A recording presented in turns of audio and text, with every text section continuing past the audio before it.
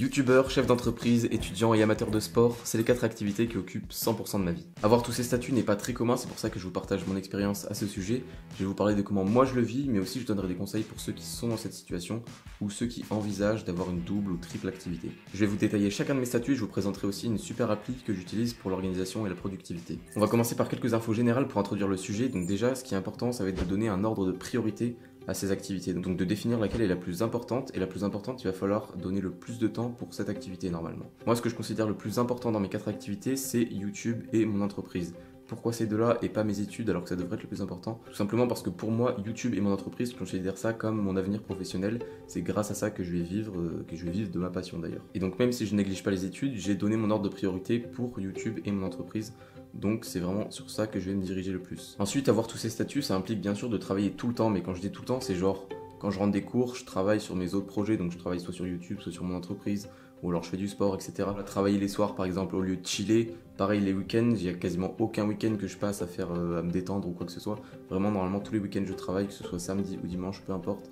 Il faut travailler toute la journée quasiment. Et pour ceux qui ont des vacances, il faut bien sûr travailler pendant les vacances. Donc moi en général j'ai une semaine de vacances, ou à part à Noël où j'en avais eu 2. Et pour vous donner une idée, moi depuis la rentrée de septembre 2022, on va dire que je me suis reposé environ 3-4 jours, vraiment 3-4 jours où j'ai pas travaillé du tout. Donc c'est par exemple Noël, le Nouvel An, des choses comme ça. Mais sinon vraiment de septembre jusqu'à donc avril là, j'ai vraiment travaillé absolument tout le temps. Ça peut peut-être paraître énorme pour certains d'entre vous ou alors normal pour d'autres. Mais voilà, moi je sais où je vais, je sais pourquoi je fais ça. Donc ça m'aide aussi, c'est pas non plus du travail qui est horrible à chaque fois quoi. Et une des choses à faire pour pouvoir consacrer plus de temps à travailler, c'est notamment de réduire les interactions sociales. Concrètement, ça veut dire sortir très peu dehors, faire peu de soirées, pas trop aller au bar. À mon âge, ça permet vraiment de gagner beaucoup de temps et aussi de l'argent, c'est pas à négliger parce que l'alcool ça coûte cher. Donc ne pas en consommer, ça permet bien sûr de faire des économies. C'est une partie qui est assez compliquée je pense pour certains d'entre vous, peut-être parce que l'aspect social dans une vie c'est quand même super important. C'est pour ça qu'aussi ce point il est à prendre avec des pincettes parce que ça peut être dangereux pour certains, enfin pas dangereux, ça peut être négatif de pas trop sortir quoi, donc il faut faire attention, il faut faire en fonction de ce que vous ressentez et suivant ce que vous avez besoin mentalement pour être bien quoi. Pour vous donner un exemple, pendant 2 mois en janvier et février je suis pas du tout sorti, genre jamais, j'ai vraiment charbonné comme un malade sur tous mes projets, c'était assez intense et quand même assez fatigant, donc là depuis le mois de mars je ressors quand même un petit peu plus parce que je pense que c'est important de faire la part des choses, de se permettre de se détendre quand même de temps en temps parce que sinon trop en faire on peut finir en dépression. J'en ai fini avec les infos générales, on passe donc à la première partie, les études. Pour ceux qui ne savent pas, je suis donc en DUT MMI, en français métier du multimédia et de l'internet. Et concrètement, j'apprends le design graphique, la communication, l'audiovisuel, la création de sites web, le marketing digital. Là, c'est les matières principales, on va dire, mais il y en a plein d'autres. Alors, il faut savoir que globalement, j'aime mes études, j'ai appris plein de notions qui me seront super utiles, mais j'ai aussi perdu beaucoup de temps dans certaines matières. Et depuis quelques mois là, j'ai qu'une envie, c'est d'arrêter pour me lancer intégralement dans mon entreprise et YouTube. Sachant que les études occupent entre 50 et 80% de mon temps dans une semaine, c'est pas l'idéal étant donné que le temps consacré devrait être proportionnel à l'ordre de priorité défini au départ. Concrètement, il me reste plus qu'environ 30% de ma semaine consacrée aux 2 activités les plus importantes pour moi. Bref, pour les études, les conseils que je vous donne sont à prendre encore une fois avec des pincettes parce que pour moi, c'est pas le plus important pour mon avenir et c'est aussi très variable en fonction du domaine d'activité de vos études. Déjà, à mon avis, ce qu'il faut faire, c'est rayer certaines matières et travailler bien dans d'autres. Donc, c'est-à-dire qu'il y a vraiment des matières, il faut pas du tout s'investir, faire rien du tout pour être bon, non seulement pour gagner du temps mais aussi pour réduire les informations qui rentrent dans le cerveau et donc réduire la charge mentale. Bien sûr les matières qui ont un réel intérêt soit pour vous soit dans le cadre de vos études, ici il faut donc bien les travailler et s'investir dedans et donc comme ça les bonnes notes ici compenseront les mauvaises notes dans les matières qui sont rayées. Deuxième conseil, c'est de finir rapidement les travaux ou devoirs demandés, comme ça permet de ne pas accumuler. Donc ça veut dire commencer à travailler dès la consigne et aussi travailler en cours pour avoir un minimum de travail maison parce que la majorité du travail maison sera consacrée aux autres activités. Un truc que je fais en plus moi c'est de travailler entre midi et 2, donc normalement je finis le self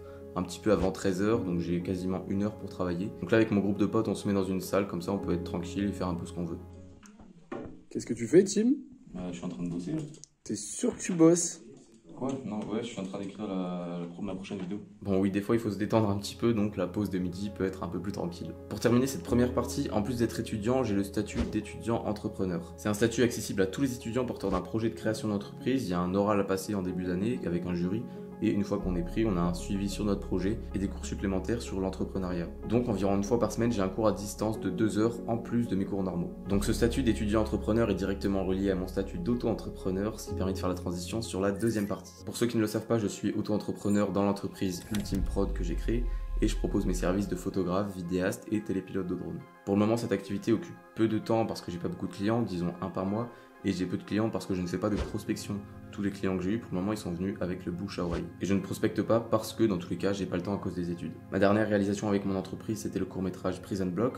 Entre le tournage et le montage, ça m'a demandé 7 jours entiers. Et ça correspond à la semaine de vacances que j'avais en février. J'aurais pu rejoindre ma famille en vacances à Noirmoutier, mais j'ai choisi de travailler. Tout ça pour vous dire que ça implique aussi de faire des choix importants et plus ou moins compliqués d'avoir tous ces statuts. Si vous vous demandez comment j'ai pu investir dans du matériel vidéo professionnel tout en étant étudiant, c'est parce que je vis encore chez mes parents, donc j'ai pas tout ce qui est frais de domicile et d'alimentation. Et c'est une grande chance pour moi de faire mes études dans la même ville que mes parents, parce que si c'était pas le cas, je pense que j'aurais jamais lancé mon entreprise.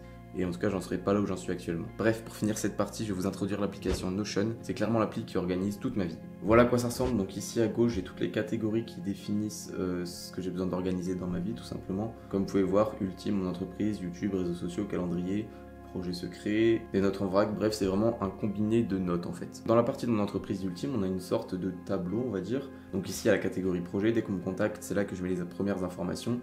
Et ensuite, quand j'ai toutes les informations et qu'on officialise la vidéo, hop, je déplace dans à tourner. Une fois que c'est tourné, dans à monter, et quand c'est terminé, on le met dans rendu. Et dès que j'ai un nouveau client qui me contacte, je crée une nouvelle page avec le nom du projet et hop, je clique sur ce truc. Quand j'arrive sur cette page directement, je clique sur modèle projet client, ce qui me crée une page avec des informations que j'ai déjà définies. Et donc vous pouvez voir ici une liste d'informations que j'ai besoin de savoir quand je contacte un client pour la première fois. Donc ça c'est un bon point pour la productivité, ça permet de ne pas perdre trop de temps pour à chaque fois réécrire les petits points, comme ça au moins j'ai tout. Et ça me facilite la vie. On passe à la troisième partie, YouTube. C'est donc le développement de cette chaîne YouTube et ça comprend aussi la création de contenu sur Instagram et TikTok. Sur YouTube, mon objectif est de publier une fois par semaine. Alors avec les études en ce moment c'est un petit peu compliqué donc c'est plus une semaine sur deux. Pour ce qui est des idées de vidéos, j'avoue que j'ai pas trop de problèmes à ce niveau-là. J'ai la chance d'avoir des idées qui pop un petit peu tout le temps. Alors bien sûr, des fois j'ai plus de vidéos à faire, mais les idées reviennent très vite et je pense que plus on crée, plus on a d'idées. C'est un cercle vertueux. Et très important, il faut noter les idées à la seconde où elles viennent parce que pour un créateur, c'est le pire d'oublier ce qu'on s'était imaginé. Notion a donc toute sa place ici pour noter toutes ses idées, mais de manière structurée. D'ailleurs, ce qui est bien avec Notion, c'est qu'on peut l'utiliser à la fois sur PC et sur téléphone. Et donc moi, étant donné que la majorité de mes idées me viennent le soir quand je commence à m'endormir, ce qui est un petit peu chiant d'ailleurs parce que du coup je peux pas m'endormir, mais j'ai quand même la chance d'avoir vraiment beaucoup d'idées qui pop à ce moment-là. Donc ça fait plaisir, donc à chaque fois, hop, je commence à dormir un petit peu, 10 minutes après j'ai une idée, donc je suis obligé de me la noter parce que ça m'est arrivé de ne pas noter et après d'oublier, donc c'est vraiment horrible. Et donc voilà, je suis obligé d'ouvrir les yeux, de prendre mon téléphone, de noter mes idées, de me rendormir, 10 minutes après j'ai une idée, donc je réécris. Voilà, donc à ce niveau-là c'est quand même intéressant, du coup que ce soit sur téléphone et PC, parce que du coup, hop là, à portée de main, je peux direct écrire mes petites idées, bam bam, et puis je les retrouve le lendemain sur mon PC. Comment je structure cette partie YouTube sur Notion, c'est tout de suite. Donc un petit peu de la même manière que pour mon entreprise, j'ai une sorte de tableau comme ça, avec ici catégorie idées, donc voilà, dès que j'ai mes idées, hop, je les écris dans cette partie, à chaque fois je crée une page pour une nouvelle vidéo.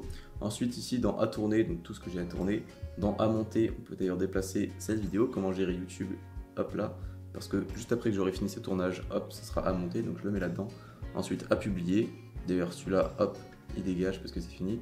Et ensuite ça va dans fin, et là il y a toutes mes anciennes vidéos. Et de la même manière que pour mon entreprise, hop, j'ai une nouvelle idée, je crée une nouvelle page avec ma nouvelle idée. Voilà, je clique dessus et cette fois-ci j'ai un modèle projet vidéo et quand je clique dessus ça me crée une page avec plein de petits trucs. Ici j'ai un petit truc titre, donc directement là je note le titre. Quand j'ai des idées de miniatures, hop, je note mes idées de miniatures. Et ici j'ai toutes les notes, donc c'est là vraiment où quand j'ai une idée qui pop le soir, hop là je l'écris là-dedans. À chaque fois que j'ai une nouvelle petite idée en rapport avec cette vidéo, bam bam bam. Donc ça commence à créer progressivement le déroulé de la vidéo que ça va être. Ici j'ai une petite case à cocher miniature pour pas oublier qu'il y a la miniature à faire. Ensuite j'ai un tableau organisation et un plan storyboard pour certaines vidéos si besoin, mais j'utilise pas beaucoup. Et enfin ici script, quand je clique dessus, ça rouvre une nouvelle page et donc là ça va être le script de la vidéo. Et c'est là que je vais détailler très exactement les paroles que je vais dire dans la vidéo en question. Et pour vous montrer un exemple réel, voilà ce que j'avais mis dans mon workflow de montage. Donc ici on a les deux titres que j'avais pensé. Idée de miniature, là j'en avais pas donc j'ai rien mis. Et ici on avait les quelques petites notes générales pour ensuite passer au script où là j'ai vraiment le détail de la vidéo en entier. Je vais vous montrer aussi le fichier de la battle de pub sneakers qui est un peu plus complet, donc pareil le titre. Ici il y a un peu plus de notes.